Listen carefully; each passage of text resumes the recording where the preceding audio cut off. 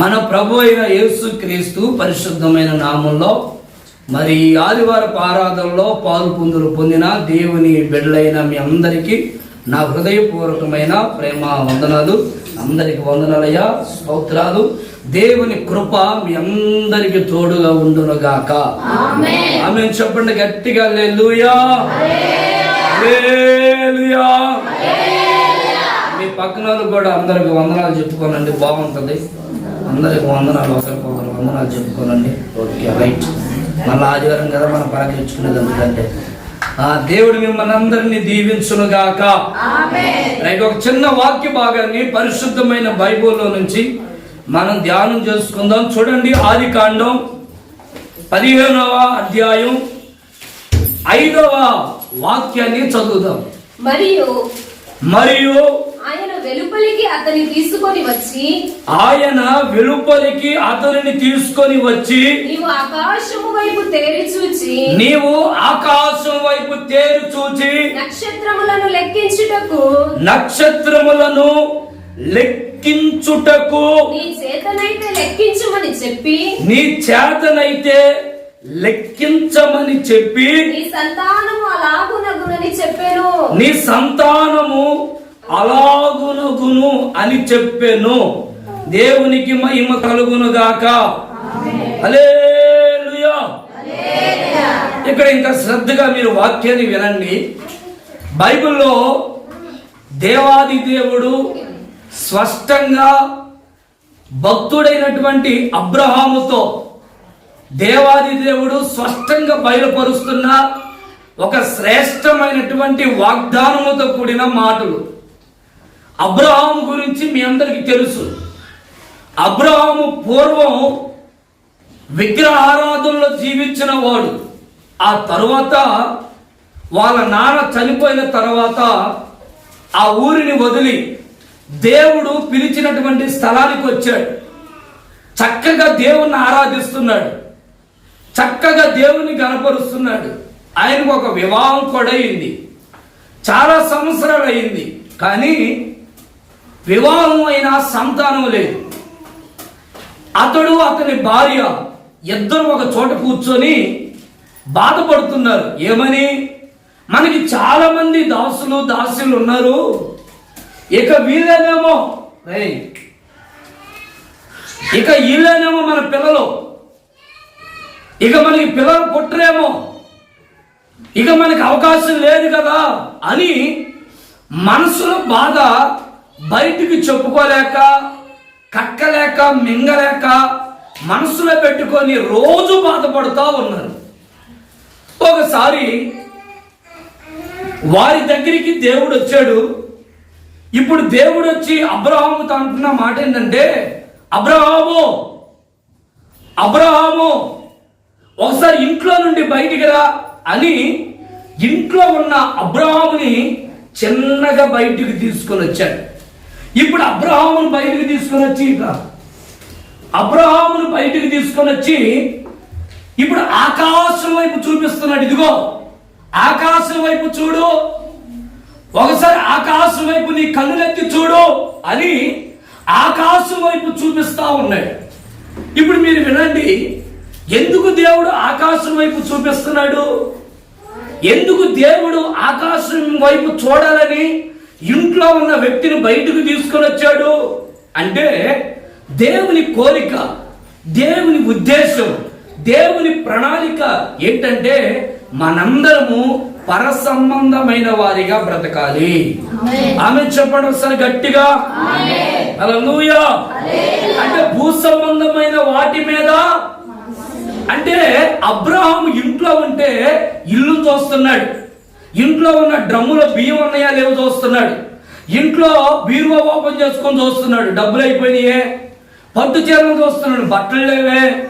ఇంట్లో అంటే భూ సంబంధమైన వాటి మీద చూస్తాం. మంచి భక్తి కలిగిన వాడే, ప్రార్థన పరుడే, దేవుని పిలుపుని బట్టి వచ్చిన వాడే, కానీ తన ఆలోచన అంతా భూ సంబంధంగా కనబడుతూ ఉంది. అందుకని దేవుడు బయటికి తీసుకొని వచ్చి ఆకాశం వైపు చూడు అబ్రహాం, ఆ ఆకాశంలో ఉన్న నక్షత్రములు ఒకసారి లెక్క వేయి అన్నాడు. అయ్యా, ఆ నక్షత్రాలు నేను ఎలా లెక్క పెట్టగలను అయ్యా నేను లెక్కించలేనయ్యా, ఆకాశము నక్షత్రములు ఎన్నైతే ఉన్నాయో అంతకు మించి నేను నీ సంతతిని విస్తరింప చేస్తాను. ఆమె చెప్పండి ఒకసారి గట్టిగా. హల్లెలూయా. ఈ పూట నేను మీతో పంచుకోవలసిన విషయం ఏంటంటే, ఆకాశం వైపు చూడాలి మనం. ఎందుకు దేవుడు ఆకాశం వైపు చూపిస్తున్నాడు? ఈ రోజున ప్రతి మనిషి తోటి మనుషులు చూపిస్తారు. ఏమి డ్రామా? ప్రతి మనిషి తోటి మనుషుల వైపు చూపిస్తూ ఉంటారు. ఇప్పుడు ఈ మనిషి ఉన్నాడు అనుకోండి, ఇప్పుడు ఈ వ్యక్తిని చూసి తల్లిదండ్రులు ఏమన్నారు అనుకోర్రే, అరే ఇదిగో ఆ వ్యక్తిని చూడరా, వాడు ఎలా చదువుతున్నాడు చూడరా, వాడు ఎలా మాట్లాడుతున్నాడు చూడరా, వాడు పద్ధతులు చూడరా, వాడు చక్కగా ఎంత కుదిరిగా ఉంటున్నాడో చూడరా అని మనుషులు చూపిస్తూ ఉంటాం, వ్యక్తులు చూపిస్తూ ఉంటాం. మనుషులు చూపించడం వల్ల మనిషికి మనిషికి మనిషికి మనిషికి ఏమవుతుందంటే, కొంతమంది పురికొల్పబడే వాళ్ళు ఉన్నారట, ఇంకొంతమంది బాధతో వెనకబడిపోయే వాళ్ళు ఉన్నారు. దేవుని దూషించుకుంటున్నారు. అయ్యా, ఇతను దీవించిన దేవుడు నన్ను ఎందుకు దీవించలేదు, మరి ఇతను చేస్తున్న ప్రార్థన కదా నేను చేస్తుంది అని మనుషుల మీద చూపిస్తుంటే ఆ మనుషుల వైపు చూడద్దు. ఇప్పుడు దేవుడే ఈ వ్యక్తిని బయటకు తీసుకుని వచ్చి ఆకాశం వైపు చూడాలట. స్తోత్రం చెప్పండి గట్టిగా. అందుకే కీర్తనకారుడైన దావీదు కూడా ఒక చక్కని పాట రాస్తాడు. ఏమని? ఆకాశం వైపు నా కన్నులెత్తుచున్నానయ్యా, నీవు నాకు సహాయం చేస్తావు. మనుషుల వైపు కాదట, భూ సంబంధమైన వాటి మీద చూడండి. బైబిల్ నుంచి ఒక మాటను చదువుదాం. కొలస్సీలకు రాసిన పత్రిక 3వ అధ్యాయం 1వ వచనం. కూర్చున్నాం. మీరు క్రీస్తుతో కూడా లేపబడిన వారైతే చూడండి, మీరు క్రీస్తుతో కూడా లేపబడిన వారైతే పైనున్న వాటినే వెతకండి. అక్కడ క్రీస్తు దేవుని కుడి పార్శ్వమున కూర్చుండి ఉన్నాడు. అంటే ఇక్కడ గమనించండి, క్రీస్తుతో లేపబడిన వారు అంటే ఆయన రక్తం ద్వారా కడగబడిన మన జీవితంలో మనకు ఉండవలసిన ప్రాధాన్యమైన మొదటి గుణం ఏంటంటే, ఆయనతో లేపబడిన మనము పర సంబంధమైన వారిగానే కనపడాలి భూమి మీద. Praise the Lord. అంటే పర సంబంధమైన వ్యక్తికి ఈ భూమి మీద ఏం జరుగుతుందో అది అర్థం కాదు. ఈ భూమి మీద నష్టాలు, కష్టాలు, ఇబ్బందులు, శోధనలు పర సంబంధమైన వ్యక్తికి ఇవి పెద్దగా అవి మనిషి మీద ప్రభావం పడవు. అంటే పైన చూసే వ్యక్తి పైకి ఆ పరలోక సంబంధమైన ఆ పురముకు చేర్చబడాలని తృష్టితో బ్రతుకుతున్న వ్యక్తి ఈ భూమి మీద ఎన్ని శ్రమలైన అనుభవించడానికి తన్ను తానుగా దేవునికి అప్పగించుకుంటాడు. ఆమె చెప్తారా గట్టిగా? కొంచెం గట్టిగా చెప్తారా? హల్లెలూయా. ఎందుకు దేవుడు ఆకాశం వైపు చూడమంటున్నాడు? ఎందుకు దేవుడు ఆకాశంలో చూడమంటున్నాడు? అక్కడ తండ్రి కుడి పాశాన నీ కొరకు ఒక సింహాసనం సిద్ధపరచబడి ఉంది. ఆమె చెప్తారా గట్టిగా? నీ కొరకు ఏముందట? ఒక సింహాసనం ఉంది. ఆ సింహాసనంలో నీవు నేను మనందరము అక్కడ కూర్చోవాలంటే ఇక్కడ బ్రతుకుతున్న మనము ఎంతసేపు ఆ సింహాసనాన్నే చూడాలి. పరుగు పందెంలో పరిగెత్తే వాడు ఎవరిని మనుషుల వైపు చూడ్డు, వాడు గురంతా అక్కడికి దాకా నేను పరిగెత్తాలి, ఆ గురినే చూస్తా ఉంటాడు. మనుషుల వైపు చూడ్డు. ఇక వాడికి ఇంకొక ఆలోచన రాదు, ఇంకొక ఎలాంటి మనసులో కోరికలు పట్టు, వాటన్నిటిని పక్కన పెట్టి గురి వైపే చూస్తాడు. ఈ కడవరి దినాల్లో, ఈ అంత్య దినాల్లో ప్రభు మనల్ని కోరుకుంటున్న కోరిక ఏంటంటే, మనం ఈ భూ సంబంధమైన వాటి మీద చూడకుండా పర సంబంధమైన వాటి మీద చూస్తూ, ఆ సింహాసనాన్ని చూస్తూ, ఆ యేసయ్యను చూస్తూ మన జీవితం ఎక్కడ తడబడకుండా మనం ముందుకు నడిపించబడే కృప పొందుకుందుముగాక. ఆమె శబ్దం గట్టిగా హల్లెలూయా. చూడండి, దానియేలు ప్రవచన గ్రంథంలో కూడా మరొక మాట రాయబడింది. 12వ అధ్యాయం 3వ వాక్యాన్ని చదువుదాం. దానియేలు ప్రవచన పుస్తకం 12వ అధ్యాయం 3వ వాక్యం. బుద్ధిమంతులైతే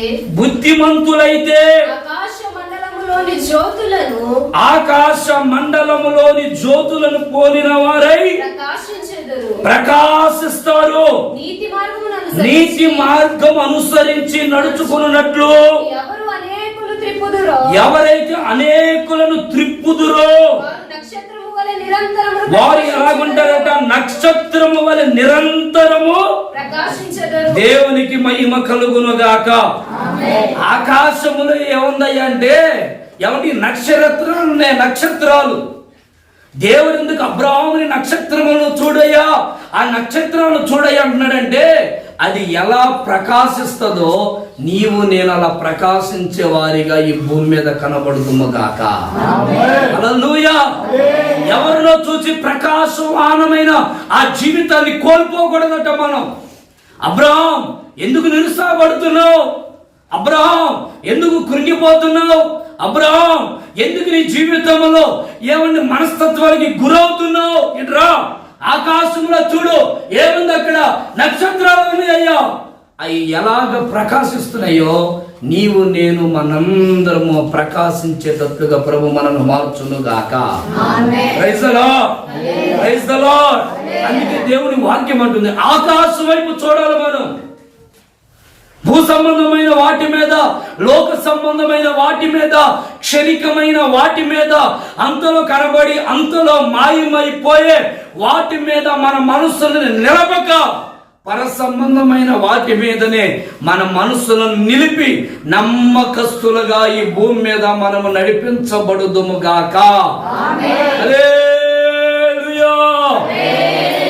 ఒక 2-3 విషయాలు నేను మీకు బైబిల్లో నుంచి పరిచయం చేస్తాను. ఎందుకు దేవుడు ఆకాశముని చూడమన్నాడు? ఆ ఆకాశములో నుండి దేవుడు మనకి కలుగు చేసే ప్రయోజనాలు ఏమై ఉన్నాయి బైబిల్లో? ఒక 2-3 విషయాలు నేను మీతో పంచుకుంటాను. ఒకసారి మొదటి మాటగా బైబిల్ ఉన్న వారందరూ మీరు చూసి ఆదికాండం 27వ అధ్యాయం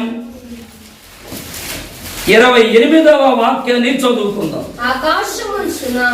ఆకాశపు మంచును భూసారమును విస్తారమైన ధాన్యమును ద్రాక్ష రసమును దేవుడు నీకు అనుగ్రహించును గాక. చాలు వినండి. మొదటిగా ఆకాశమును చూడండి. ఆకాశముని ఎందుకు చూడాలట? అక్కడి నుండి దేవుడు మనకి ఏమిస్తాడంటే ఆకాశముల నుండి ఒక మంచును దేవుడు కురిపిస్తాడట ఈ భూమి మీద. ఆ మంచు ఆకాశము నుండి పడుద్దట. ఈ మంచు పడేటప్పుడు ధన ధన ధన ధన ధన అనే శబ్దాలు వస్తాయా? రావు. ఆ మంచు పడేటప్పుడు పెద్ద పెద్ద ఈదురుగాలు ఏమైనా వస్తాయా? రావు. చాలా సైలెంట్ గా మనిషికి వినబడకుండా కనబడకుండా విచిత్రంగా ఏమండి చాలా ప్రశాంతంగా ఆకాశముల నుండి మంచు కురిపించబడుతూ ఉంటది. ఎప్పుడు పడితే అప్పుడు కాదండి. ఎప్పుడు పడితే అప్పుడు కాదు. ప్రతిరోజు ప్రతి ఉదయకాలం ఏమండి ఆకాశములో నుండి దేవుడు నిర్ణయించిన కాలంలో చక్కగా మంచు కురిపించబడుతూ ఉంటది. ఇప్పుడు మీరు వినండి. ఈ మాట ఇక్కడ రాయబడ్డానికి కారణం ఏంటి అంటే ఇస్సాకి 2 పిల్లలు యాకోబు ఏశావు. ఇస్సాకు వృద్ధుడైన తర్వాత అతడు మరణ దినములు సమీపించినప్పుడు పిల్లల్ని పెద్ద కుమారుని పిలిచి, నాయనా నాకు కడుపుండా తినాలనిపిస్తుంది, నాకేదైనా మంచి మాంసాహారం తెచ్చి వండి పెట్టు, వేటాడి అది తినిన తర్వాత నాకున్న దీవులన్నీ నీ మీద కుమ్మరిస్తానయ్యా అని చెప్పాడు. మాట విన్నాడు. ఆ మాటను కూడా తన భార్య అయిన ఏమండి రిబ్కా కూడా వినింది. విని తన చిన్న కుమారుడైన యాకోబుకి చెప్పింది, అరే మీ నాన్నగారు మీ అన్నతో చెప్పేది నేను విన్నానయ్యా, విస్తారమైన దీవెనలు మీ నాన్న దగ్గర ఉన్నాయి. మీ అన్న వేటాడి తీసుకుని వచ్చిన తర్వాత దీవెనలతో మీ అన్న నింపినప్పుడు వాడు ఐశ్వర్యవంతుడు అయిపోతాడు రా. అలా కాదు, నువ్వు దీవించబడాలని రిబ్కా ఏమండి చక్కగా వాళ్ళ నాన్నకు కావలసిన రుచికరమైన వంటను సిద్ధపరిచి వాళ్ళ తండ్రి గారు తన కుమారుని ఎక్కడ గుర్తుపట్టకుండా ఆ చర్మాన్ని తన మీద వేసి చక్కగా పంపించింది. ఇదిగో వంట తీసుకోపోయి మీ డాడీకి పెట్టమని. ఇప్పుడు మీరు వినండి, అక్కడ నాకు నచ్చిన మాట ఏంటంటే ఇస్సాకు వెంటనే దీవించాడా? ఇస్సాకు వెంటనే దీవెనలు యాకోబు మీద పెట్టాడా? లేదట. ఇవి ఇస్సాకుని దేవుడు యాకోబుని ఎలా ఆశీర్వదించాడు అంటే, యాకోబు చిన్నగా ఇస్సాకు దగ్గరికి వచ్చాడు. ఇప్పుడు ఇస్సాకు చేసిన పని ఏంటంటే, ఇతడు వేసుకున్న వస్త్రాల్ని ఏం చేస్తున్నాడట అని వాసన చూస్తున్నాడు. చెప్పండి, ఏం చేస్తున్నాడట? ఏం చూస్తున్నాడా? ఎవరిని ఏం చూస్తున్నాడట? ఇస్సాకు తన కుమారు దగ్గర తన వస్త్రాన్ని చూస్తున్నాడు. వాసన. ఆ మాటను చదువుతారా బైబిల్లో? పైన వచ్చిన 27వ వచనం. అతడు దగ్గరకు వచ్చి అతన్ని ముద్దు పెట్టుకొని అప్పుడు అతడు ఏందట? అందరూ ఆ మాటని మీ బైబిల్లో చూడండి. అతని వస్త్రములను వాసన చూచి చూచారండి. ఇప్పుడు ఈ వస్త్రం ఇచ్చాడే, ఈ వస్త్రం ఇది చాలా ఇంపార్టెంట్. ఈ వస్త్రం ఆకాశము నుండి మంచు కురిపించబడింది. ఎప్పుడు అంటే ఇతని వస్త్రము సువాసన వెదజల్లేటట్లుగా మారాలి. ఆమె చెప్తారా? ఒకసారి గట్టిగా, కొంచెం గట్టిగా చెప్తారా? అంటే మందిరానికి వచ్చిన వాళ్ళు కాదట, మాంసం తీసుకొని వచ్చిన వాళ్ళు కాదట, ఏమంటే చక్కగా భక్తి చేసే వాళ్ళు కాదట. దీవించబడాలంటే, ఆశీర్వదించబడాలంటే దేవుడు నీకు అనుగ్రహించిన రక్షణ వస్త్రము ఎక్కడ పాడవకుండా ఈ వస్త్రము సువాసన వల్లే వెదజల్లునట్లు నీవు బ్రతుకుదువుగాక. చూడండి, వస్త్రాన్ని గురించి నేను ఒక్క మాట మీతో చెప్తాను. యెహెజ్కేలు ప్రవచన గ్రంథంలో ఒక మాట రాయబడింది. ఇప్పుడు దేవుడు న్యాయ పీఠము దగ్గర నిలబడి ఉన్నాడు. ఆయన న్యాయ బలిపీఠము దగ్గరికి యెహోషువ వచ్చి నిలబడ్డాడు. ఇప్పుడు యెహోషువ దగ్గర అపవాది అయిన సాతాను కూడా నిలబడి ఇప్పుడు ఏం చేస్తున్నాడట? ఫిర్యాదు చేస్తున్నాడు. ఇదిగో అయ్యా, ఓ దేవుడా, బోధకుడా, ఆగు. ఏంటి అతనికి పరలోక రాజ్యాన్ని తీసుకుంటావా? ఇతన్ని అతని వస్త్రములు మలినమైపోయాయి. అదేంట్రో బాబు, నేను వాడి భక్తిని చూస్తున్నాను కదా, బాగా ప్రార్థన చేస్తాడు, చక్కగా చర్చికి వస్తాడు, చక్కగా పాటలు పాడతాడు, చక్కగా సహకారంగా ఉంటున్నాడు, చక్కగా భక్తిలో ముందుకు వెళ్తున్నాడు, ఇతను బట్టి నేను అంగీకరించలేదు. అతని వస్త్రములు ఏమైపోయినట్టు? వస్త్రములు అంటే ఇక్కడ మనం నేర్చుకోవలసిన పాఠం ఏంటంటే, యాకోబు మీదకి దీవెనలు రావడానికి యాకోబు వస్త్రం ఎలా ఉందట? సువాసన వలె మారింది. Praise the Lord. హల్లెలూయా. చెప్పండి ఒకసారి గట్టిగా హల్లెలూయా. ఇప్పుడు ఒక్కసారి మీ వస్త్రాల వాసన చూసుకోండి. నేను నవ్వుతారండి. ఇప్పుడు మీ వస్త్రాల వాసన చూసుకుంటే ఎంత సువాసన వచ్చుద్దో. అవునా కదమ్మా? ఎంత సువాసన వచ్చుద్దో. ఈ సువాసన కాదండి, ఈ సువాసన వద్దు. క్రీస్తులో పరిమళ సువాసనగా మనందరం వెదజల్లేటట్లు రక్షణ అనే సువాసన వచ్చునగాక. ఈ వస్త్రం కూర్చున్నాం. ఇప్పుడు ఈ సువాసన దైవజనుడు వాసన చూడాల, దేవుడు వాసన చూడాల. ఈ వాసన నీ దగ్గర నుండి కమ్మగా రావాలా. ఇన్ని సంవత్సరాల నుంచి భక్తి చేస్తున్నావు, ఇన్ని సంవత్సరాల నుంచి చర్చికి వెళ్తున్నావు, ఇన్ని సంవత్సరాల నుంచి మందిరానికి వెళ్తున్నావు, ఏంది ఇంత చెమట గబ్బు పడుతుంది అని అన్నారు అనుకోండి. అప్పుడు ఇతనికి ఎలా ఉంటది? మొహం అంతా అక్క ఏనండి, ఒకసారి నా వైపు చూడండి, ఒకసారి కళ్ళు తెరిచి చూస్తాను. ఇటు ఇప్పుడు ఈ వ్యక్తి నా దగ్గరికి వచ్చాడు, నేను చూచి వాసన చూసి అబ్బో చెమట గబ్బు పడుతుంది అయ్యా విడిగా అన్నాను అనుకోండి. ఈ వ్యక్తి ఏమంటాడు? మొహం ఎట్లుంటది? మొహం ఎట్లుంటది? చిన్నపోయినట్లుగా. రేపు పరలోక రాజ్యంలో న్యాయ బలిపీఠము ఎదుట నీవు నేను మనం నిలబడినప్పుడు కూడా నీవు నేను చిన్నపోకుండా మన సువాసన వెదజల్లేటట్లు ప్రభు కృపనిచ్చునుగాక. ఆమేన్. నీవు మొహము చిన్న పుచ్చుకోకూడదు. ఈ ఈ ఈ సాతానట యెహోషువ మీద ఫిర్యాదు చేస్తున్నాడు. ఇదిగో ఇతని వస్త్రము నేనేమంటానంటే, బాప్టిజం చేసుకున్న మన జీవితంలో దేవుడు మనకి ఇచ్చిన ఈ రక్షణ అనే వస్త్రము ఇది పాడవకుండా మనల్ని మనం జాగ్రత్తగా కాపాడుకుందుము గాక. ఇప్పుడు చూడండి, కూర్చున్నాను. ఇప్పుడు చూడండి, ఈ వస్త్రములను వాసన చూచి ఇప్పుడు అతన్ని దీవించాడు. ఇదిగో నా కుమారుని సువాసన ఎలా ఉందంట? దేవుడు దీవించిన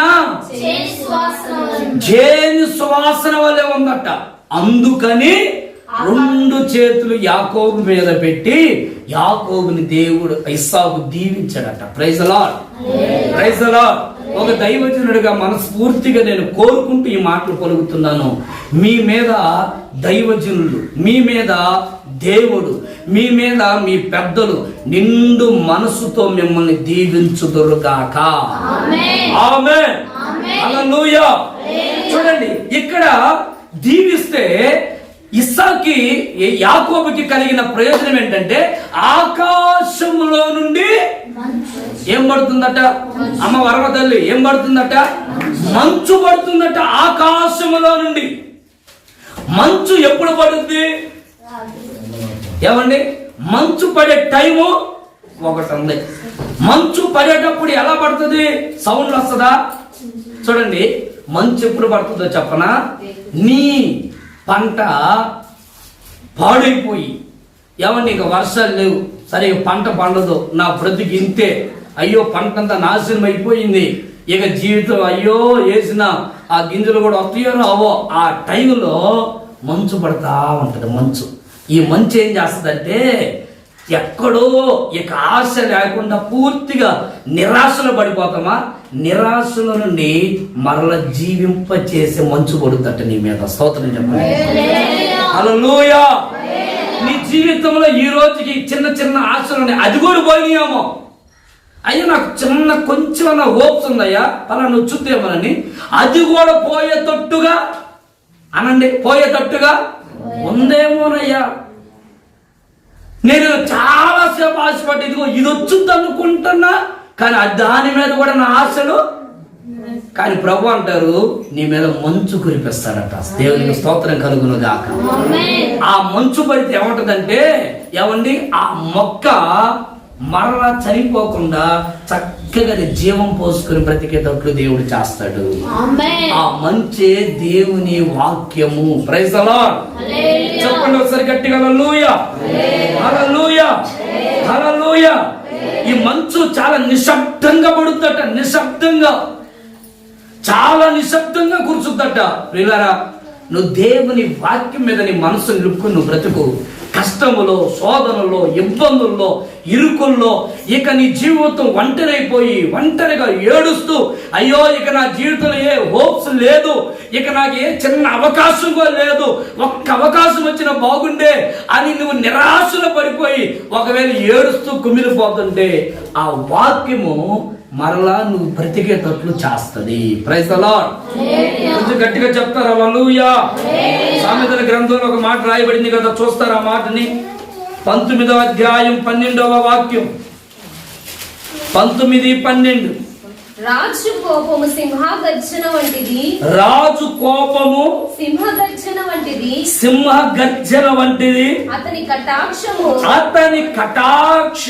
గట్టి మీద కురియు మంచు వంటిది. ఎలాంటిదట? గట్టి మీద కురియు. చూసారండి, రాజు అంత సామాన్యంగా ఎవరిని కటాక్షించడట. గడ్డి మీద మంచు పడుతూ చూసారా?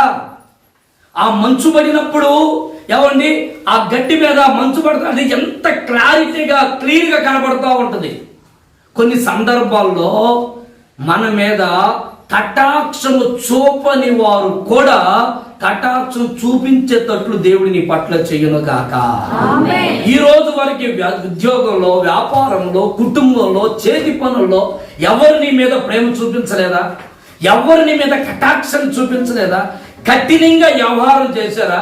కఠినంగా నీ కుటుంబంలో మాట్లాడుతూ వచ్చారా? ఒక దైవజనుడిగా నేను చెప్పగలను, వాక్యానుసారంగా నువ్వు దేవుని వాక్యాన్ని మనస్ఫూర్తిగా నమ్మితే ఖచ్చితంగా దేవుడు నిన్ను కటాక్షించే వ్యక్తులని ప్రభు లేపును గాక. Praise the Lord. Hallelujah, hallelujah. ఎంత కోపముతో ఉన్న వ్యక్తి అయినా సరే ఖచ్చితంగా నిన్ను కటాక్షిస్తాడట, కనికరిస్తాడట. విన్నారా? ఈ గడ్డి మీద మంచు కురుస్తా ఉంటుంది. మంచు కురిసేటప్పుడు తారతమ్యాలు ఉండవు మంచుకి. ఇదిగో ఎక్కడే కురవాలి, ఈ చేనులోనే కురవాలి, ఈ చేనులో అట్ట ఏం తారతమ్యాలు ఉండవు. బైబుల్ అంటుంది, నువ్వు దేవుని సన్నిధిలో నీ వస్త్రాన్ని మంచి సువాసనతో వచ్చేటట్లుగా రక్షణలో నమ్మకంగా నువ్వు బ్రతికితే ఖచ్చితంగా నా దేవుడు నీ జీవితాన్ని అద్భుతంగా నిన్ను బ్రతికించునుగాక, జీవముతో నిన్ను నింపునుగాక. హల్లెలూయా. యాకోబు గురించి మరొక మాటని ఆ మొదటి మాటలోనే మీకు నేను పరిచయం చేస్తాను. చూడండి, ద్వితీయోపదేశ కాండం 33వ అధ్యాయం చూడండి. 33వ అధ్యాయం 28వ వాక్యాన్ని చదువుతారా? నిర్భయముగా నివసించును, ఓట ప్రత్యేకించబడింది, అతడు ధాన్య ద్రాక్షారసము గల దేశములో అతనిపై ఇప్పుడు ఎక్కడి నుంచి కురుస్తుందట? ఆకాశములో నుండి. దేవునికి మహిమ కలుగును గాక. ఎంతమందికి మాటలు అర్థమవుతున్నాయమ్మా? వ్యర్థమవుతున్నాయా? వ్యర్థమవుతున్నాయా? అర్థమవుతున్నాయా? అర్థమైతే ఒకసారి పక్కన ఇలా తట్టి హల్లెలూయా అని చెప్పండి. ఆ తట్టు తట్టి తట్టి తట్టి హల్లెలూయా అనండి గట్టిగా. ఇప్పుడు మీకు అర్థమవుతుందా? నాకు అర్థమైంది. ఏనండి, ఇక్కడ యాకోబు ఏమన్నా అతని జీవితంలో మంచు కురిపించబడడానికి మొదటిగా ఏం చెప్పానంట? తన వస్త్రం ఎలాగుంది? ఇప్పుడు మన వస్త్రాలు ఎలాగ ఉండాలా? మన వస్త్రాలు అమ్మా ఇంకా రేపు నుంచి స్ప్రేలు కొట్టుకుని వస్తారేంటి? మా పాస్టర్ గారి వస్త్రం బాగా వాసన రావాలన్నాడు. కంఫర్ట్లు పెట్టండి, కంఫర్ట్లు. మా అమ్మోళ్ళు ఈ మధ్య నేను స్ప్రే కొట్టకుండా ఎంత దాస్తున్నారు కంపౌండ్. డబ్బాలు వేస్తుంది. ఆ డబ్బాకి ఇంకా స్ప్రే తేలిపోతుంది. అందుకని ఇప్పుడు నేను వాడట్లా, మానేసాను. అబ్బో ఈ రెండు కలిపితే పక్కన దురాసన వస్తుందండి. అర్థమైందా? స్ప్రే కాదట, మన వేసుకున్న ఈ వస్త్రము అనబడుతున్న మన జీవితము అనేకులకి సువాసనగా మారును గాక. ఇప్పుడు యాకోబులో మరొక మంచి అనుభవం ఏంటంటే, యాకోబు ఎలాగున్నాడంటే ప్రత్యేకంగా బ్రతుకుతున్నాడు. ఒకరితో నాకు నా ఓట ప్రత్యేకంగా ఉంది అంటే ప్రత్యేకంగా తన జీవితాన్ని ప్రత్యేకంగా ఉన్నాడు. వెళ్ళారా?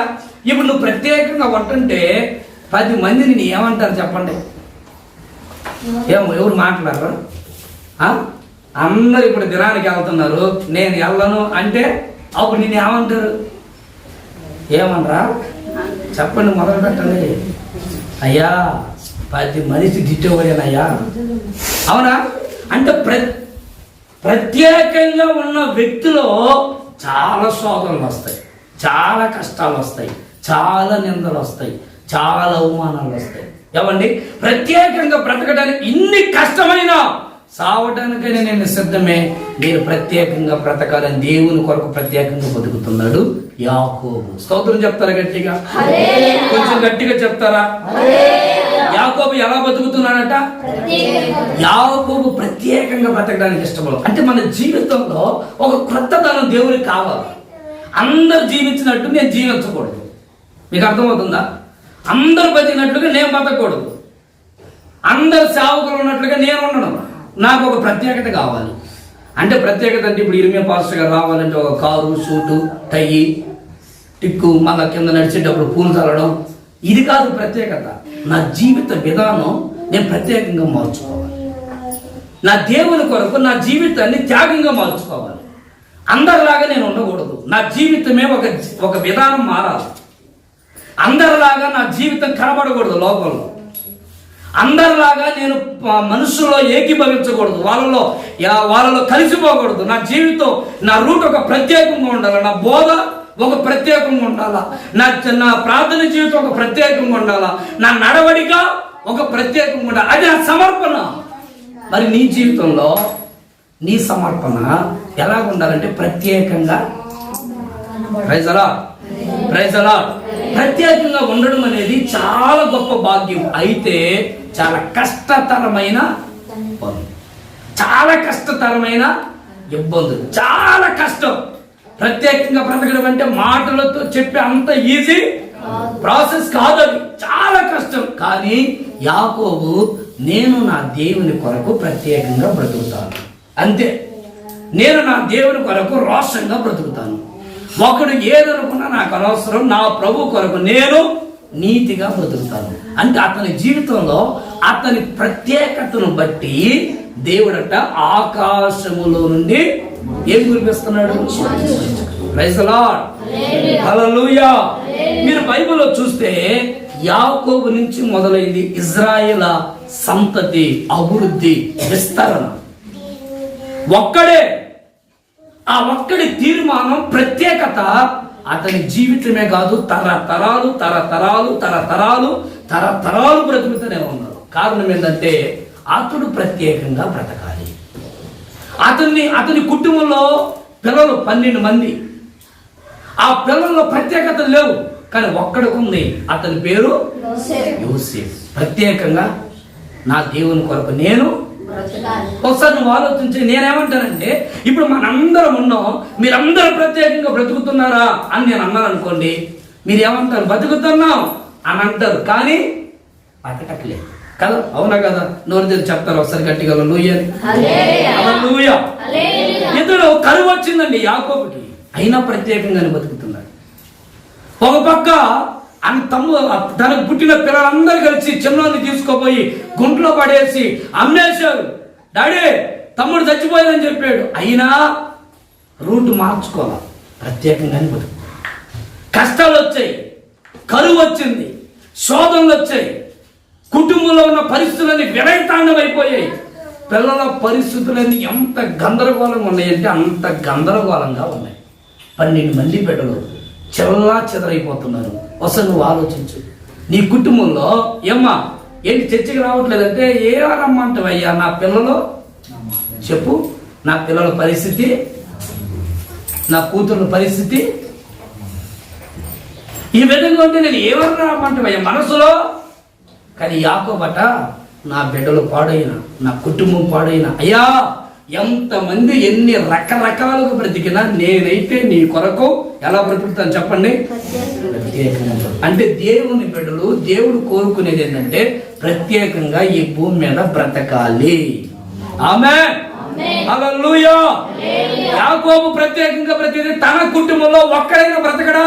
ఖచ్చితంగా బ్రతుకుతాడు. అతని పేరే యోసేపు. బ్రతుకుతుంటే అతని కొమ్మలు వాళ్ళ మీదకి ఎక్కి వ్యాపిస్తున్నాయట. హల్లెలూయా. నేనేమంటే నువ్వు రోషంగా బతికితే నీ కుటుంబంలో ఒక్కరినైనా ఖచ్చితంగా నా దేవుడు ఫలింపులోకి తీసుకొని వస్తాడు. ఖచ్చితంగా నీ భక్తిని బట్టి. కొంతమంది పాడైపోయినా పర్వాలేదు, కానీ ఖచ్చితంగా నీ తరాన్ని దేవుడు నిలబెట్టునగాక, నీ వంశాన్ని దేవుడు నిలబెట్టునగాక. చెప్తాం గట్టిగా ఆమేన్ అని చెప్తాం. హల్లెలూయా. అంటే ఈ యాకోబులో ఏమంటే తన జీవితం, తన వస్త్రం ప్రత్యేకంగా ఉండడం వల్ల ఏమైపోతుందో తెలుసండి? అతని మీద ఆకాశములో నుండి మంచు పడుతుంది. ఆకాశములో నుండి మంచు. ఈ మంచు ఎందుకంటే కృంగిన వేళలో నిన్ను లేవనెత్తడానికి, బలహీనంగా ఉన్న మనల్ని చెప్పండి అందరూ బలపరచడానికి. అందుకే కీర్తనకారుడు అంటాడు, నీ వాక్యము నా పాదములకు దీపమయ్యా, నా త్రోవలకు ఎలా ఉందటది? వెలుగుగా ఉంది. ఆ వాక్యం అనే మంచు మీ మీద ధారాళముగా కురిపించబడును గాక. అందుకే దేవుడు యాకోబు గురించి బైబిల్లో, యాకోబు నిర్భయముగా బ్రతుకు. ఎలా బ్రతకాలట? నిర్భయముగా అంటే ధైర్యముగా. ధైర్యముగా బతకాలి. Praise the Lord. మొదటిగా ఏం చెప్పాను? మొదటి మాటగా ఆకాశం వైపు దేవుడు ఎందుకు చూడమన్నాడంటే, ఆకాశముల నుండి ఒక మంచు నీ మీద, ఆ మంచే దేవుని వాక్యము.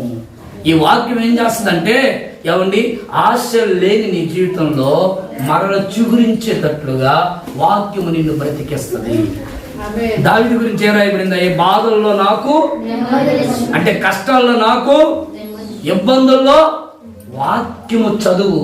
వాక్యము నిన్ను నడిపిస్తుంది. వాక్యము నిన్ను ధైర్యపడుతుంది. వాక్యము నీతో మాట్లాడుతుంది. మనం అనుకుంటాం, నాకు కష్టం వచ్చింది, నా బాధ అంతా పక్కన చెప్పుకుంటే నాకు చాలా ధైర్యం ఉంటుంది పాస్టర్ గారు. లేదు లేదు లేదు, బాధగా వాక్యం చదువు. ఖచ్చితంగా వాక్యమై ఉన్న దేవుడు నీతో మాట్లాడును గాక. దాంట్లో దేవుని మంచు మన మీద పడాలంటే మన వస్త్రములు ఎలా ఉండాలట? సువాసన. కంపు కొట్టకూడదు. రక్షణ పొందావు. రక్షణలో ఉన్న నీవు ఎలా జీవిస్తున్నావు? నీ రక్షణ చాలా చాలా చాలా ప్రాముఖ్యమైంది. ఈ వస్త్రము పాడవకుండా, చీకిపోకుండా, పతనం అవ్వకుండా, వస్త్రము దుర్వాసన రాకుండా, మలినం అవ్వకుండా ఈ వస్త్రాన్ని కాపాడుకుందుము గాక. అయితే ఈ వస్త్రం మలినం అయిపోయిందయ్యా, అయ్యో నేను పాపంలో పడిపోయిన వస్త్రం పాడైపోయింది, ఇక నా జీవితానికి ముగింపు ఏమైనా ఉందా? లేదు లేదు, బాధపడమాకండి. దావీదు అంటారు, అయ్యా నా జీవితాన్ని హిస్సోపుతో మరలా హిమము వలె నన్ను తెల్లగా, తన వస్త్రాన్ని ఏమండి వాక్యములో ఉతుక్కొని తెల్లని వస్త్రములుగా మార్చుకొని సరి చేసుకొని మరలా చక్కగా రక్షణను కొనసాగిస్తున్నారు. Praise the Lord. దాంట్లో రెండో మాట, యాకోబు ఎలాగున్నాడట? ప్రత్యేకంగా బ్రతికాడు. నీ జీవితం నా జీవితం ప్రత్యేకంగా కనబడి, ఎవరిలాగా 10 మంది లాగా నువ్వు ఉండవాలి. ఏమంటే పలానా వాళ్ళు బూతులు మాట్లాడుతూ ఉంటారు, నీవు కూడా వాళ్ళలాగే మాట్లాడితే ఏం ప్రయోజనం? పలానా వాళ్ళు అబద్ధాలు మాట్లాడతారు, ఇక వాళ్ళలాగే నువ్వు కూడా అబద్ధాలు ఆడుతుంటే నీ జీవితానికి అర్థం ఏముంది? ఏమంటే నువ్వు బైబిల్ పట్టుకుంటున్నావు, వాళ్ళు బైబిల్ పట్టుకో. మీ ఇద్దరి మధ్యలో తేడా ఏంటి? బైబిలే. అన్నీ సేమ్ టు సేమ్.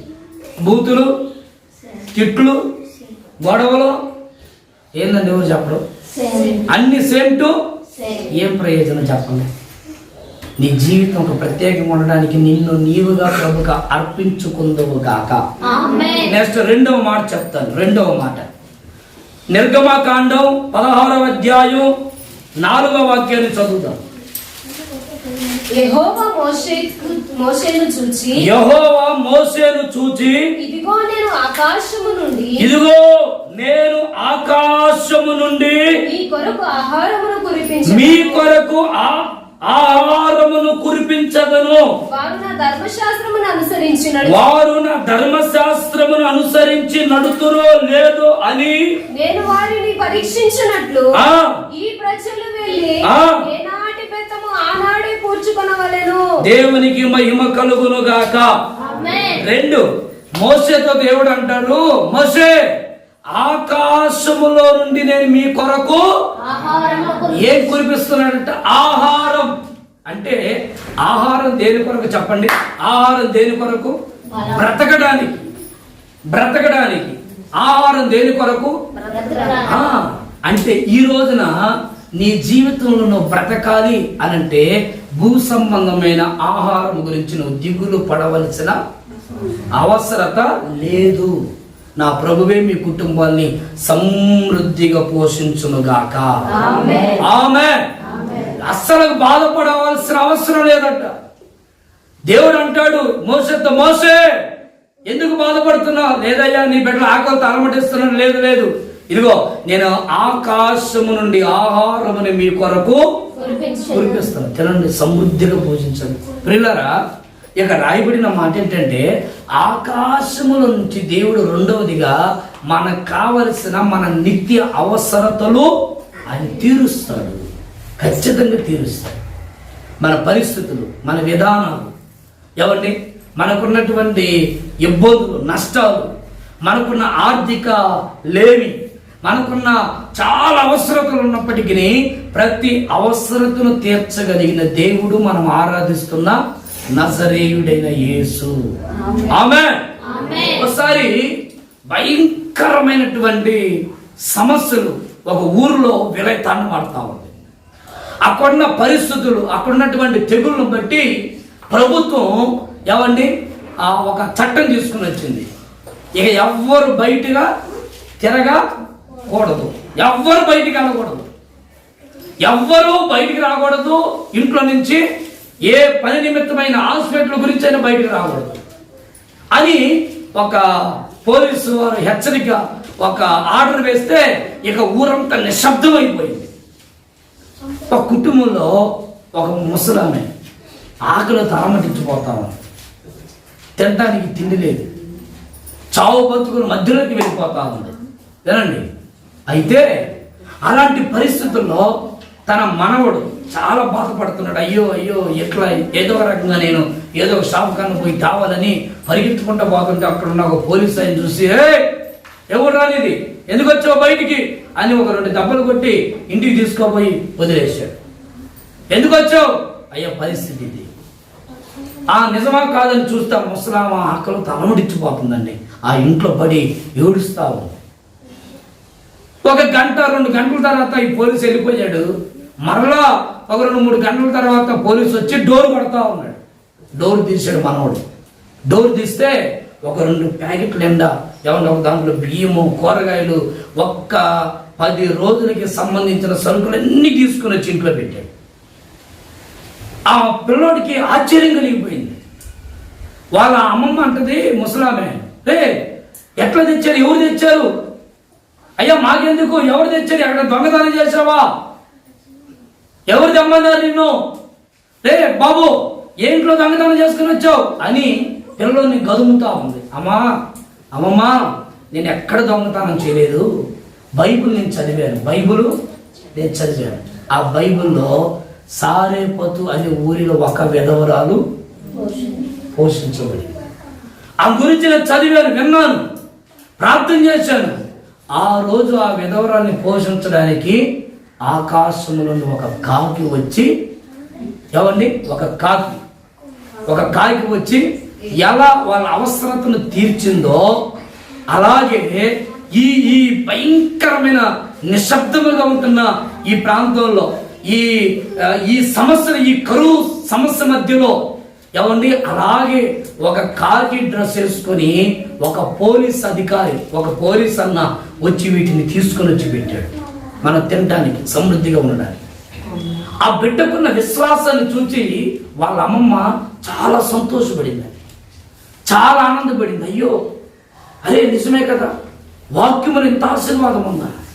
చిన్న బిడ్డ విశ్వసించాడు. అమ్మమ్మ కాకి ద్వారా దేవుడు ఏలియాను పోషించాడు కదా, కాకి ద్వారా కదా సేవకులు పోషించబడింది, కాకి ద్వారా కదా కుటుంబాలు పోషించబడ్డాయి. అలాగే నీ కొరకు నా కొరకు ఖచ్చితంగా వ్యక్తులను దేవుడు లేవనెత్తును గాక.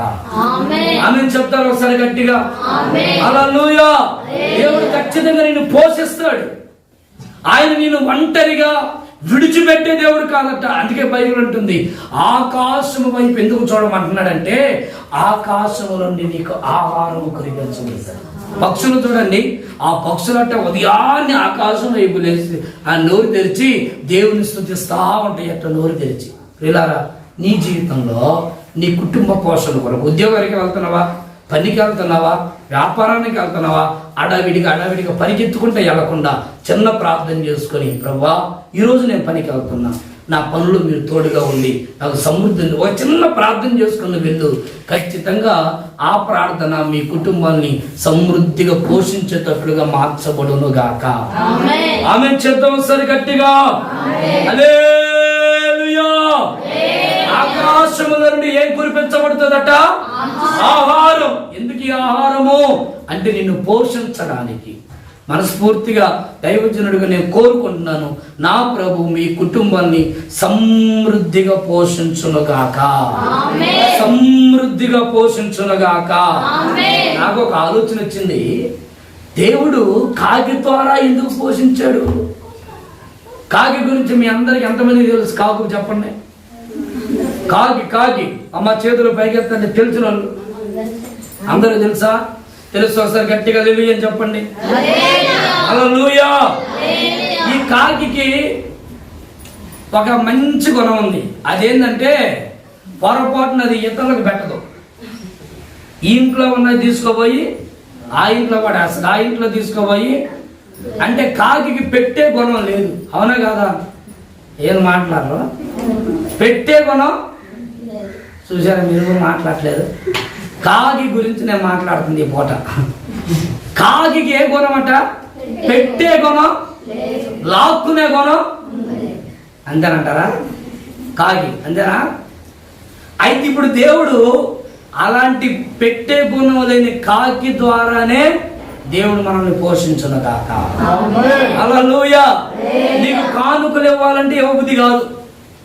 నీకు ఏదైనా చెయ్యాలంటే చెప్పండి, చెయ్యి బుద్ధి, మనసు రాదు. ఖచ్చితంగా నీ ద్వారానే దేవుడు పోషించును గాక సంఘాన్ని. దేవుడు నీకు ఆ ఆలోచన పుట్టించును గాక. ఖచ్చితంగా దేవుడు చేస్తాడు ఈ కార్యాలు. మనం అనుకుంటాం మనం చేయలేం, మన వల్ల కాదు, మనకు కుదరదులే అని అనుకుంటాం కదా. లేదు లేదట, దేవుడు ఆయన దాచి ఉంచిన కార్యాలు ఎంతో గొప్పవి. ఖచ్చితంగా మీ కుటుంబీకులలో, మీ బంధువులలో ఎవరిని మీ యజమానుడు కష్టపడడా? ఒక్క రూపాయి తాడా? అయితే మీ యజమానుడు ద్వారా నీ కుటుంబాన్ని దేవుడు పోషించును గాక. నీ పిల్లలు ఓన్లీ తినేవారిగా ఉంటూ నీ పిల్లలు ఎవరిని కనీసం కుటుంబంలో బాధ్యత లేకుండా ఉన్నారా? అయితే నా దేవుడు ఖచ్చితంగా నీ పిల్లల ద్వారా నువ్వు పోషించబడేటట్లు నా ప్రభు చెయ్యును గాక. నీ బంధువులు నీకు సహకారంగా లేరా? అయితే ఖచ్చితంగా నా దేవుడు నీ బంధువులు నీకు సహకారులుగా ఉండేటట్లు ప్రభు దీవించును గాక. ఆమేన్ చెప్దాం ఒకసారి గట్టిగా. ఆమేన్. హల్లెలూయా. ఉన్నది లేనిదిగా, లేనిది ఉన్నట్లుగా చేయగలిగిన గొప్ప దేవుడు మన దేవుడు. స్తోత్రం కలుగును గాక. స్తోత్రం కలుగును గాక. ఎన్ని సంవత్సరాలు పోషించాడట? 40 సంవత్సరాలు దేవుడు ఇశ్రాయేలు ప్రజలను పోషిస్తా ఉన్నాడు.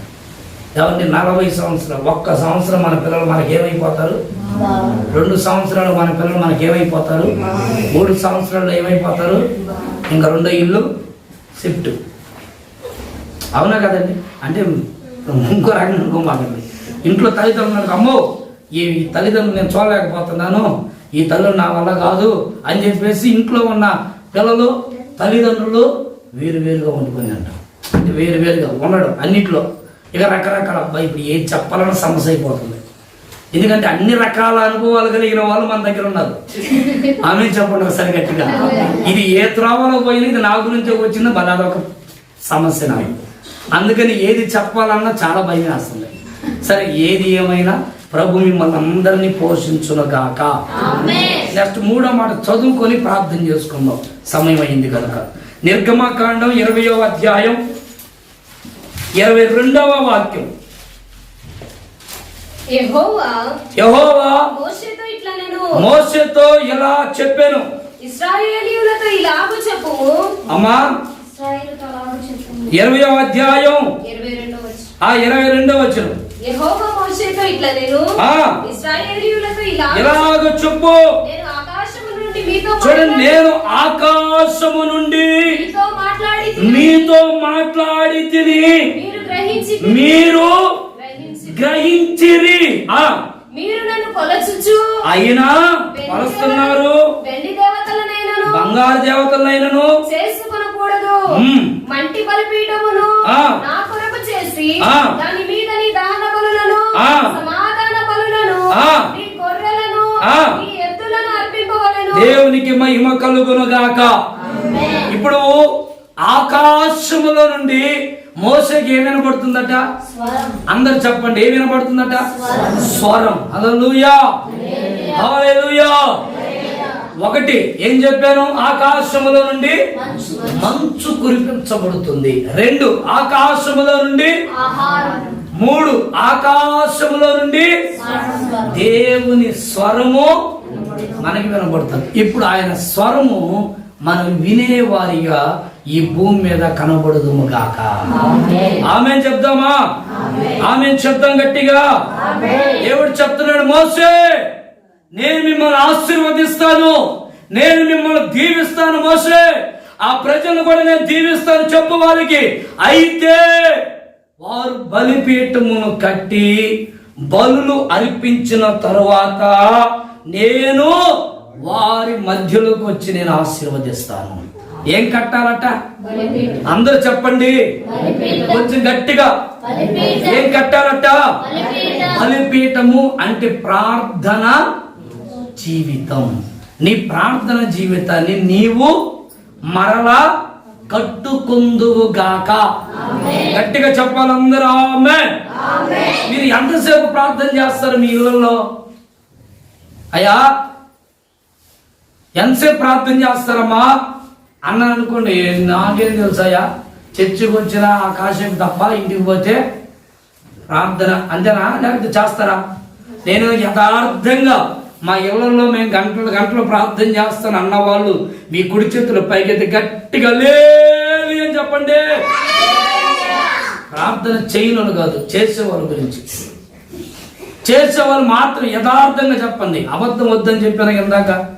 అబద్ధాలు వద్దు, యథార్థంగా ఒప్పుకో. బైబిల్ అంటుంది యథార్థవంతులను దేవుడు విడిచిపెట్టడు, ఖచ్చితంగా ఆశీర్వదిస్తాడు.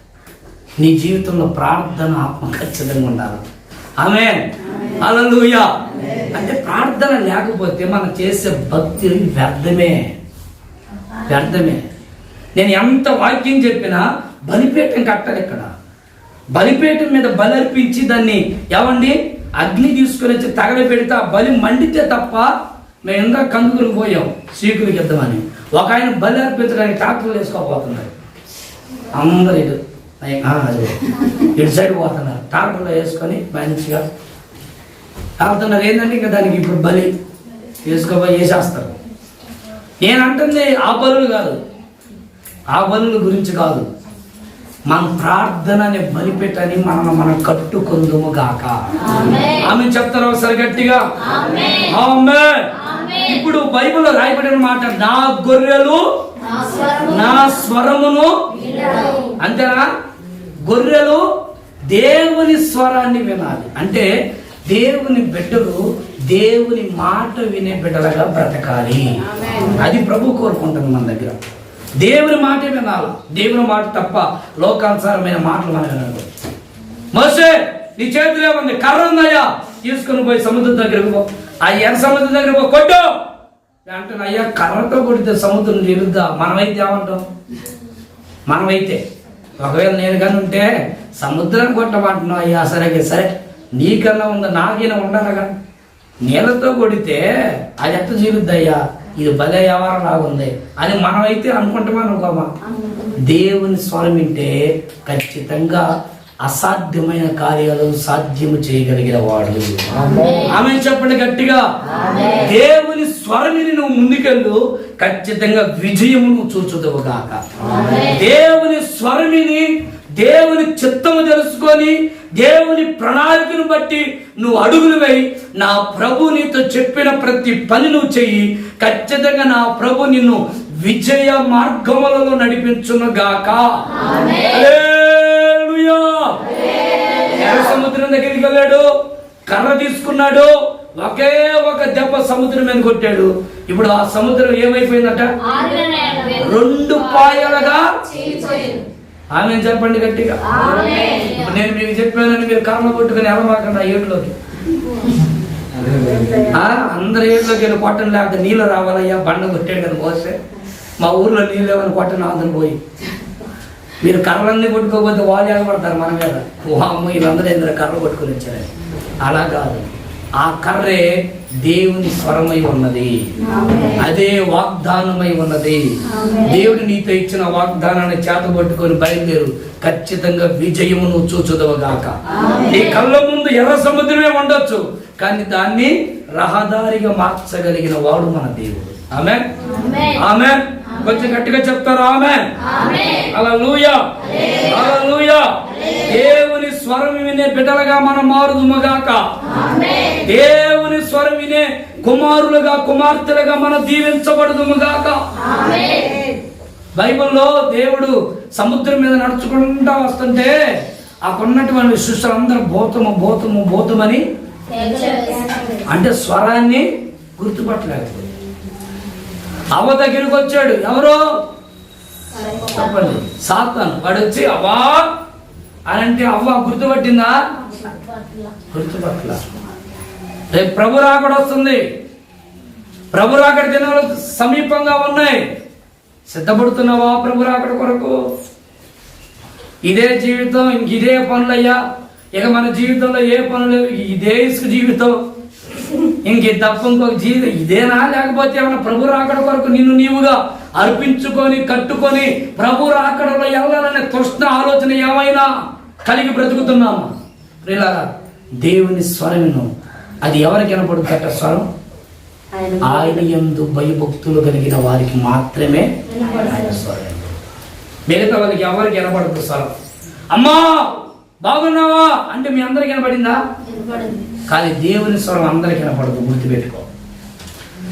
నా కుమారుడు నా కుమార్తె అని పిలిచాడు అనుకున్న, అబ్బో దేవుడు వచ్చాడు, అమ్మాయి మార్తమ్మ మరి అమ్మ ఇంకా లేలే అట్టే ఉండదు. ఎవరికైతే ఆయన స్వరం వినపడుతుందో, స్వరం వినపడిన వాళ్ళందరూ రెప్పపాటున, నీ పక్కన కూర్చున్న వాళ్ళు రెప్పపాటున ఎట్టబడుతూ ఉంటారు.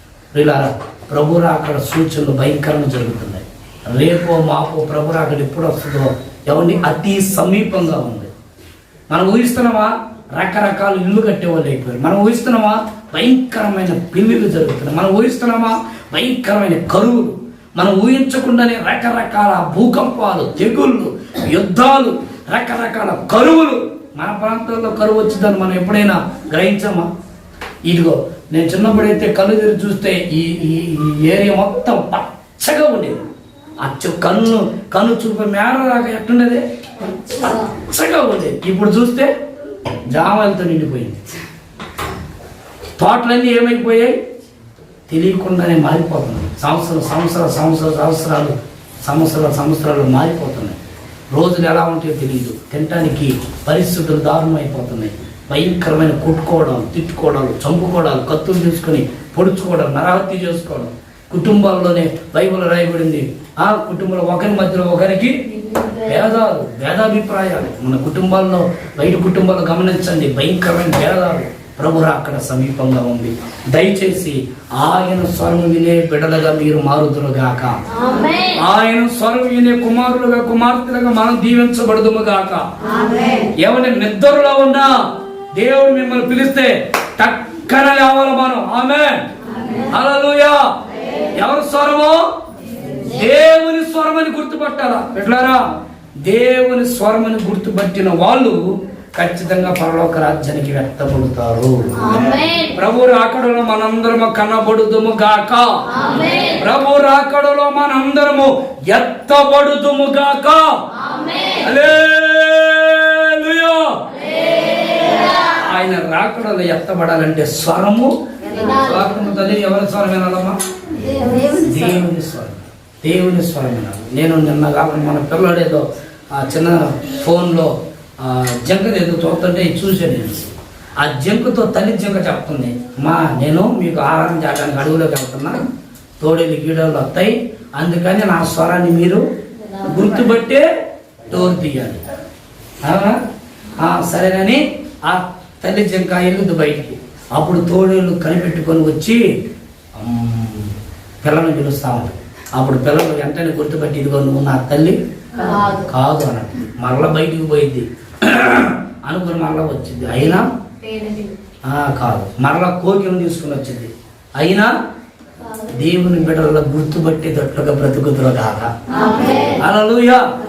ఎవరో ఒకరిని పిలిచారు అనుకుని బాగకూడదమ్మా, చాలా నష్టపోతాం. జాగ్రత్త. ఏదో ఒకట్లేని అస్సలుగా రాజీ పడదు. భక్తిలో పరిశుద్ధంగా బతకండి, నీతిగా బతకండి. దేవుని స్వరం ఏదో అపస్వరం ఏదో గుర్తుపట్టండి. రండి, మీ కొరకు మీ పుట్టినరోజు నేను కేకులు ఎత్తానంటే బామాకండి, వద్దు. కేకులు మనం తెచ్చుకుంటే వస్తాయి కదా. రండి, మీరు చనిపోతే మీకు సమాధి పెట్టులేస్తాను. మనకి లేవో బాక్సులు ఏమండి? బాక్సులు వరకు వెళ్ళదు. ఈ రోజున అందరూ అట్టగా పోతుంది. అవునా కదన్నా? తప్పని చెప్పాను. అక్కడికి ఒంగోలుకి వెళ్తే అన్ని రాసి పెట్టారు. రండి, మీకు సమాధి పెట్టి ఫ్రీ, కేకు ఫ్రీ, ఇంకా పిల్లలకి గిఫ్ట్లు ఫ్రీ. అవునా? చూశారు చూడండి. అంటే ఇప్పుడు మనుషుల్ని నేనండి ఇవన్నీ నేను మీరు చెప్పుకుంటూ పోతే టైం లేదు కనుక మీరే గుర్తుపట్టండి. కాపరి స్వరం గుర్తుపట్టండి అమ్మా, సరేనా? అందుకు చెప్పే ఇప్పుడు ఇవన్నీ అస్సలు వదిలేయమాకండి. మీ అందరికి వందనాలు. కాపరి స్వరం గుర్తుపట్టే కృప మీరు పొందుకుందరు గాక. ఏ కాపరి? ఎంతమంది కాపర్లు కాదమ్మా, ఒక కాపరి ఉన్నారు, గుర్తుపట్టండి. అయ్యా మాకు అందరు కాపర్లు అంటే పోయినట్టే, పరదేశులము అని వాడు కొట్టిన ఎంత మాట కొట్టడం వద్దు. కాపరిని గుర్తుపట్టండి, కాపరి స్వరాన్ని గుర్తుపట్టండి, యేసయ్య స్వరాన్ని గుర్తుపట్టండి. నా ప్రభు మనందరిని ఆయన రాకడలో అందరిని సింహాసనం దగ్గర కూర్చోబెట్టును గాక.